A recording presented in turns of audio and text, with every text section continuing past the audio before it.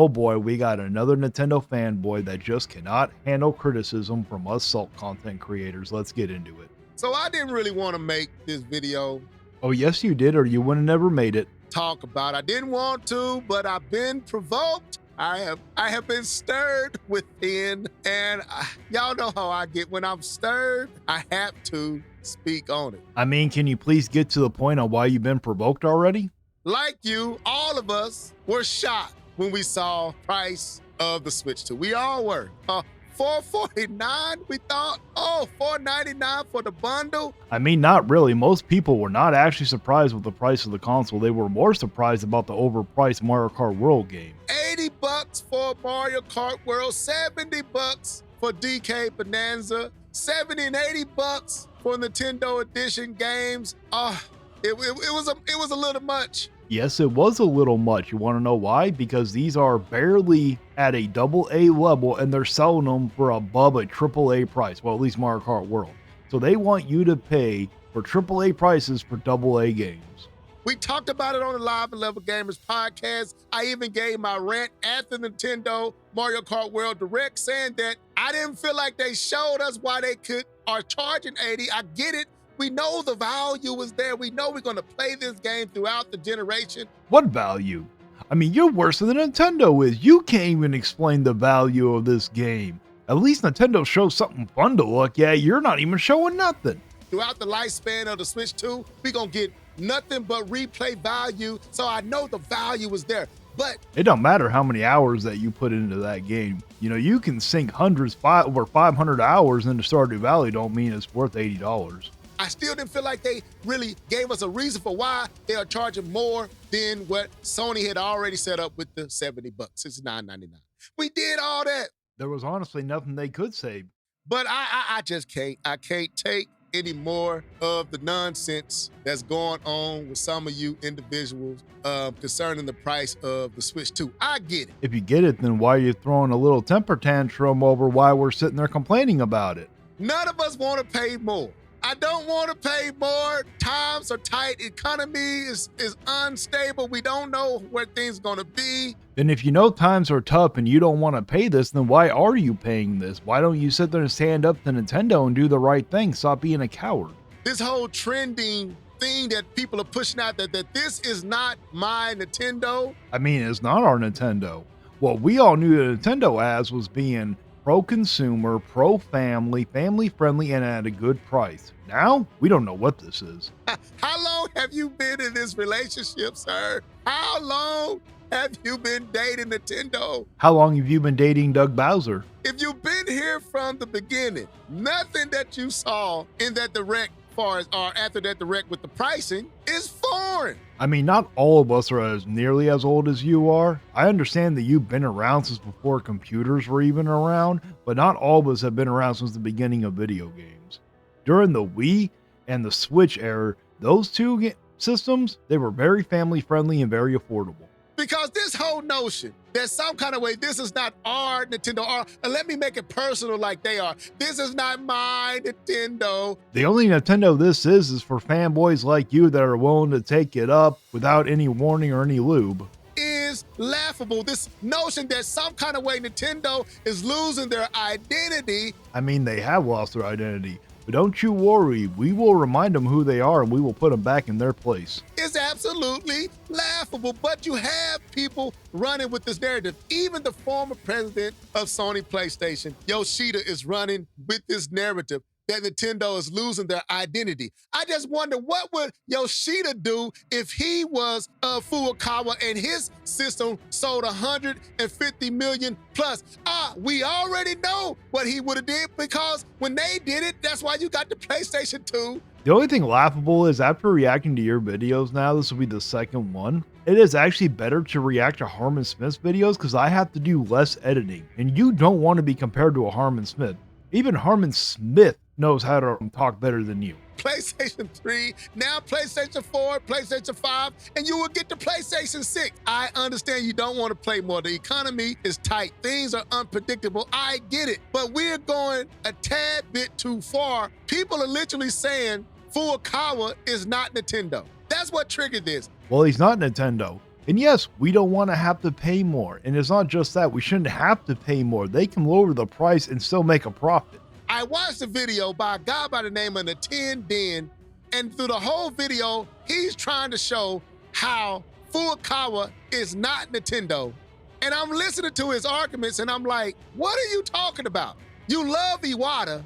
Well, you would understand them if you sat there and had an IQ above room temperature. But you don't like Furukawa. Why? Because he gave you a system that costs a little bit more and you didn't want to pay. I'm going to get to what's really going on here. And then I'm reading the comments. and that's what really set this off. Look at this. Nintendo is just not the same without Iwata. Well, it's not the same. And also just a little bit more.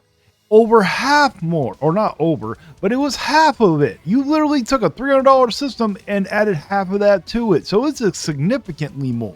And Reggie. Okay, all right. Man, I miss Iwata. Nintendo does feel very soulless nowadays.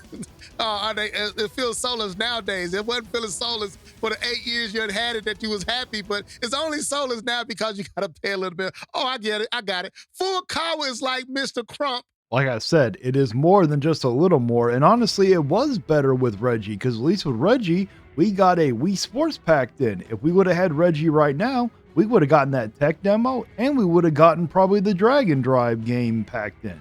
But see, I could tell you guys don't really know nothing about Nintendo, and y'all are not real Nintendo fans. Because if you were, you would understand that this is not the first time we paid $80 for a game. Just so you know, we are way more of Nintendo fans than you are a Nintendo fan. You're nothing more than a Nintendo fanboy, because at least we can hold Nintendo accountable. Because we actually understand that if Nintendo screws up, the whole market is going to screw up.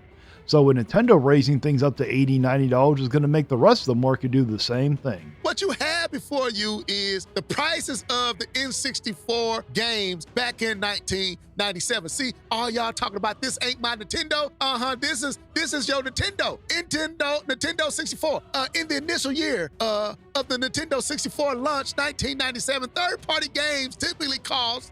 Okay, first off, back then, they didn't know what to price the standard games at. The pricing was all over the place. You had games that were 80, you had games that were 40, 50, 60. They were all over the place until they finally settled at the right spot of 50 because people were buying more of them. And also, just because that was for the N64, that wasn't a Nintendo IP. That was a third-party game. You're comparing a third-party game to an actual first-party of Nintendo. While the cost of an N64 game was higher than a PlayStation CD, it was still generally around the $70 and $79.99 range. In addition to the typical price range, some games were even more expensive, with the prices of some third-party games being up to $79.99. And let me hip you to something. One of the greatest games ever created. So y'all was mad at Tears of the Kingdom for costing $69. People wonder why that Nintendo got their ass whooped by PlayStation when the N64 was out. I wonder why. The pricing of the games probably had nothing to do with it. Let me show you a game that costs $79.99. Here it is. Yes, The Legend of Zelda Ocarina of Time on the N64 back in 1997 cost $79.99. See, back then I was still in high school. Yeah, and we're not all old like you. It was overpriced then and it's overpriced now. We're all not a fossil like you are. And I had just got me a little job. I had graduated high school, and I just had got me a job when Ocarina of Time came out, and it was pretty much my whole check. So wait, were you in high school or did you just graduate high school? Which one is it? So when y'all sit on here and say this is not my Nintendo and Nintendo is losing their identity, no, this is your Nintendo and they're not losing their identity. And I have a question for all you that won't. No, you're wrong. This isn't our Nintendo, but don't you worry. We will bring them back to where they were before. We will put them back in their place again. Where were y'all at when the Wii U came out? Because all y'all talking about y'all love Nintendo and y'all love the difference. Where were y'all at? Why did it only move 13 million? Because the Wii U was a piece of shit. Nobody wanted it. That's why it only sold 13 million. I guarantee you were one of the 13 million that bought one of those. Where were y'all at when the 3DS came out and Nintendo basically had to go away from 3DS because y'all wasn't even playing it? They had to lower the price because y'all was complaining. Because the 3DS was overpriced and it wasn't that good. The 2DS was way better. No one cared about that 3D gimmick bullshit. Where were y'all at for the GameCube. We were over at the PS2, where it was far superior. Where were y'all at? All you big Nintendo fans that can't believe they're taking my Nintendo away. No, the problem is you have to make a decision now. Y'all ain't been here in a long time. See, y'all have gotten comfortable with Nintendo being an and system. You can get your PlayStation and a Nintendo. You can get your Xbox and Nintendo. Oh, things have changed. You can't do an and situation with the Switch 2 no more. Oh, that's gone. You got to either get a Switch 2 or a PlayStation. Itch, please. You don't think that some of us can sit there and get both? The thing is, we don't want to. We don't want to waste our money. Maybe you would like to waste your money.